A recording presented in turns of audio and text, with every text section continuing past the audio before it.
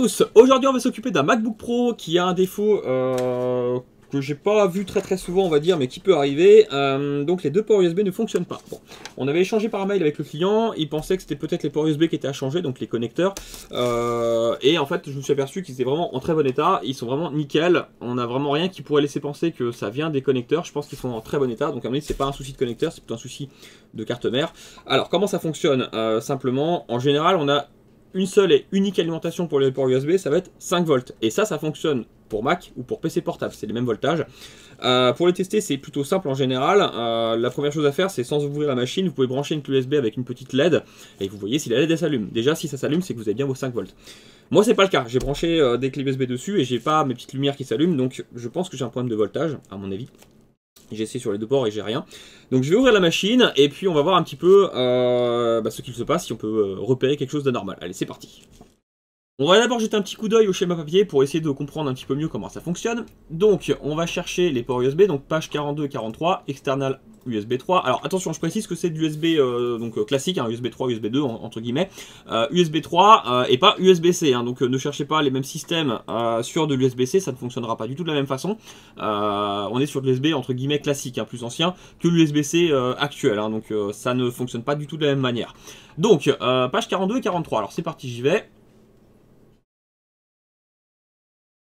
Voilà, hop. Donc, page 42. Alors, on a tout simplement au départ, forcément, le connecteur, le J4600. Donc ça, c'est le connecteur, enfin, un des connecteurs USB. Et on a du coup, sur une de ces pattes, moi je vais chercher les voltages. Hein. Pour l'instant, la communication ne m'intéresse pas du tout. Je cherche vraiment à voir comment ça fonctionne. Donc ça va être le VBus, le voltage, tout simplement. Donc sur le VBus, on a cette ligne-là, on va la suivre un petit peu. Et on a donc du 5 volts. State 3, donc en gros, c'est par rapport à l'état de la machine lorsqu'elle est allumée, en veille, etc., etc. Bon. On a une bobine, donc forcément qui va venir stabiliser et filtrer un petit peu les parasites qu'il pourrait avoir sur la ligne. Donc là, on est toujours sur le 5 volts, donc je la suis, hein, le 5 volts est toujours présent là, tac tac tac, et on va essayer de voir jusqu'où ça va et d'où ça vient. Et on arrive à la petite puce U4600. Donc en gros, ça c'est une petite puce qui va en gros être un petit peu un transistor, si je peux dire ça comme ça. C'est-à-dire qu'il va laisser passer le 5 volts qui arrive d'ici, le 5 volts state 3, qui est fait pour l'USB, hein, donc c'est vraiment une ligne exprès, mais ça reste du 5 volts state 3, qui va arriver à cette puce-là, in d'ailleurs, hein, donc voilà, l'entrée de la puce on va dire, et on a le out, ça c'est la sortie. Mais pour que le out soit bien présent, il faut que le enable soit présent aussi. Il faut qu'en gros on ait une activation ici qui soit envoyée par un signal, donc on l'a ici, hein, USB Power Enable. Voilà, on est vraiment en plein dedans. Pour que l'énergie, donc les 5 volts USB soient actifs, il faut que ici ce soit du coup activé. Hein. Ça arrive à la puce qui va dire ok, on me demande de m'ouvrir, et donc je laisse passer le 5 volts qui arrive de là pour le faire sortir ici, tout simplement. Donc on va tester rapidement si on a déjà bien du 5 volts qui arrive à la puce ici, le in, forcément, c'est très important. Et aussi, bien sûr, si on a un signal ici. On va aussi tester si on n'a pas un court-circuit ou quelque chose d'anormal en mode diode, par exemple, pour voir si on n'a pas simplement un court-circuit. Ça peut arriver aussi.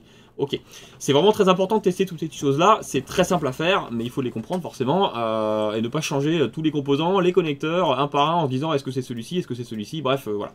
On peut aussi avoir en défaut ce composant là qui est une diode, hein, en gros, il y a plusieurs dedans, mais en gros c'est une diode qui va venir du coup faire sécurité en cas de besoin sur toutes les lignes de communication. On est vraiment dessus, un des moins, un des plus, en cas de surtension. Donc ça peut aussi poser problème si ça claque, ça peut venir vraiment endommager en gros le système USB et du coup l'empêcher de faire fonctionner correctement ces systèmes, donc une clé USB par exemple.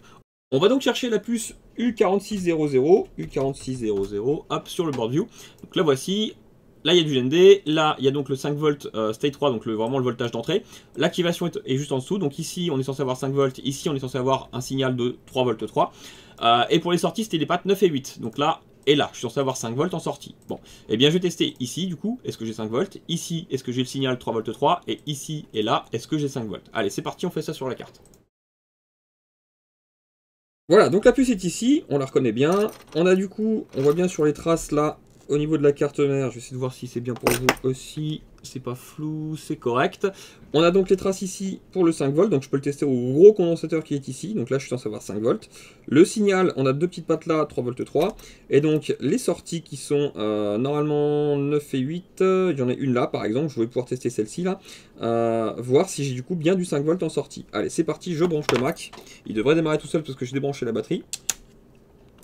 Il démarre, c'est parfait. Et donc, on va tester les voltages. Donc, au condensateur, donc l'entrée, 5 volts 11, c'est parfait. Le signal d'activation, 3 volts 3, c'est parfait. Et une des sorties, je vais mettre là, à 0, 0, 247. Donc on est à 0, hein, clairement.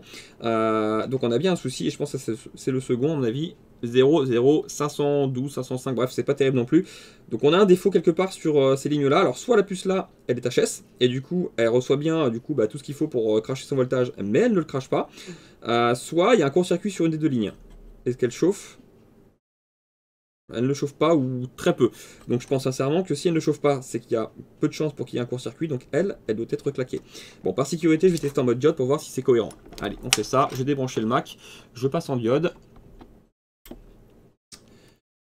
Ok. Je teste ici. 0,771. Ça me paraît pas mal. Et le second, 0,500. C'est correct, mais il y a une différence. Alors pour qui, pourquoi, très bonne question.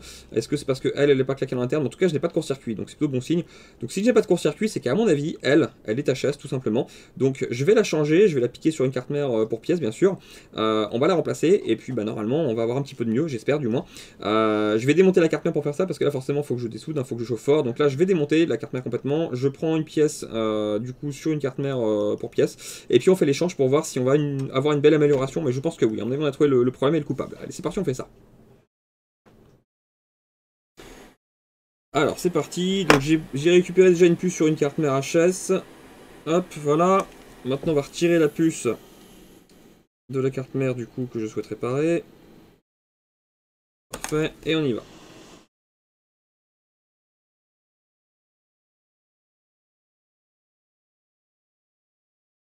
Donc, je vais retirer la puce d'abord.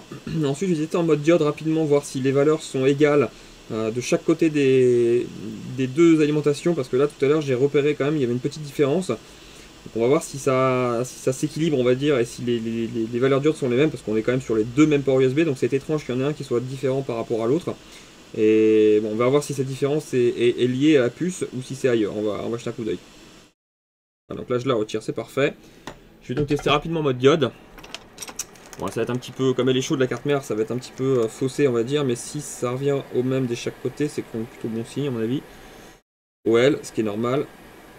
OL, donc je pense que c'est vraiment la puce qui posait problème, à mon avis en tout cas. Je vais donc remettre la puce que moi j'ai prise sur une carte mère pour pièce. Attention à ne pas se tromper de sens, bien sûr. Voilà.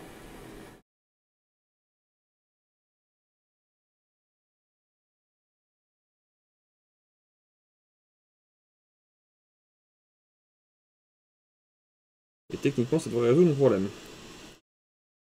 D'après les tests qu'on a fait.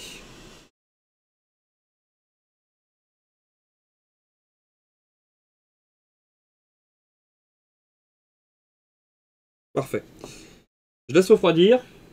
Je teste en mode diode une dernière fois pour voir si c'est mieux du coup. Et puis on pourra faire un essai. Alors, hop. Bon, là c'est un petit peu chaud, mais ça monte. Là je suis à 360 actuellement. Et de l'autre côté, 375. Donc c'est beaucoup plus, je pense, réaliste par rapport à ce que je suis censé avoir. 380 ça monte forcément, parce que là elle refroidit, hein. Donc quand c'est chaud, forcément les résistances internes ont plus de mal à retenir, on va dire, à freiner le courant, si je peux dire ça comme ça. Donc forcément les valeurs sont un petit peu faussées. J'attends que ça refroidisse, mais dans tous les cas les valeurs diodes avaient l'air vraiment beaucoup plus proches l'une de l'autre que tout à l'heure. Donc je pense sincèrement que c'était cette petite puce là qui était vraiment défectueuse. Je pense que là, c'est pas parce qu'il s'est passé quoi que ce soit de mauvais, c'est juste que c'est de l'usure, hein, de la fatigue de ce petit composant, parce que forcément les composants ont une petite durée de vie quand même. 444, là c'est stable, donc c'est bon. Et celle d'à côté, 144. Parfait. Donc là, on est beaucoup mieux. Les valeurs sont bien plus, à mon avis, propres que ce qu'on avait tout à l'heure. Donc je vais remettre la carte mère dans le châssis et on va pouvoir faire un essai sur l'USB. Mais à mon avis, on a résolu le problème. Ce que je peux faire à la limite, j'ai toujours le MagSafe, j'ai le ventilateur. Je vais quand même essayer de la brancher. Elle va démarrer comme tout à l'heure quand j'étais en châssis. Et puis on va voir si j'ai un voltage qui du coup est présent cette fois-ci sur les sorties. Mais je pense que oui. Donc le fameux 5 volts que je cherche à avoir sur les sorties. Voilà, il démarre, parfait. Et est-ce que j'ai une sortie 5 volts, donc je pense que là on a retrouvé nos ports USB. Allez, c'est parti, je le remets en châssis, mais je pense qu'on a résolu le souci pour celui-ci. C'est parti, on remonte. J'ai donc remonté le Mac, j'ai rebranché l'autre USB, alors je sais pas si vous verrez, il y a une petite lumière bleue, elle est pas facile à choper, voilà, on voit une petite, donc ça fonctionne, bref. Et du coup, bah, le dossier est là, c'est une clé Linux là du coup, et donc il arrive bien à la voir, à la lire, donc c'est parfait. Pour celui-ci c'est réglé, donc c'est pas une panne bien méchante, mais plutôt intéressante à voir du coup pour faire une petite vidéo. Ça vous permet de voir, il y a beaucoup de puces comme ça qui fonctionnent, où on a un voltage d'entrée, une activation, voltage de sortie bien sûr, et parfois même ce qu'on appelle un power good, donc en gros une autre ligne qui va indiquer que le voltage de sortie est bien là, est bien présent, et du coup ça renvoie ça vers la SMC en général pour que le Mac comprenne que tel voltage est bien présent et que tout va bien ou non. Donc là il n'y avait pas de power good pour cette puce là, mais s'il y en avait eu un par exemple, eh bien le Mac aurait compris qu'il y avait un problème. Soit il n'aurait pas voulu démarrer correctement, soit le ventilateur serait mis à tourner au maximum pour signaler qu'il y a un problème, mais là il n'y avait pas de power good, donc c'est vrai que là du coup le Mac démarrait parfaitement normalement, il y a juste les ports USB qui ne fonctionnaient pas. Mais ça peut arriver qu'on ait des power good, et c'est pratique parce que du coup bah, on peut savoir si vraiment le composant va bien ou non. Là il a fallu que je teste manuellement au lieu de tester directement au power good par exemple. Voilà, donc j'espère que cette petite vidéo vous a plu, et puis je vous dis à la prochaine. Si vous souhaitez faire réparer votre matériel, n'hésitez pas à cliquer sur un des liens en dessous de chaque vidéo YouTube. Vous avez notre site internet afin de cliquer sur le lien réparation et de remplir le formulaire pour envoyer votre appareil. Vous avez aussi tous les tarifs qui sont accessibles sur notre site.